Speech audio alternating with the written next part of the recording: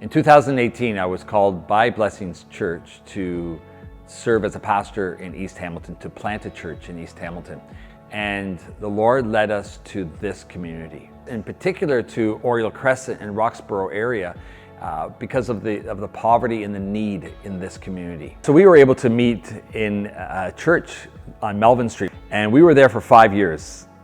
But after a flooding in the basement, we were displaced, and we have now since moved, but it's 2 kilometers away from McQuestion. One of the things that we wanted to do right from the very beginning was to practice a ministry of presence. And that has been a huge blessing. Relationships are forged, opportunities for the gospel go out. We have seen people come to know the Lord Jesus. And being here in this community, also with a church, allows us to kind of grow that ministry of presence.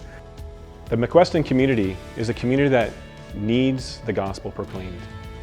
While doing ministry here the last 5 years or so, we have seen God move mountains. We have seen God change hearts and change lives. We're really excited what the next 5-10 years will bring in this neighborhood, because we know God will continue working in amazing ways here.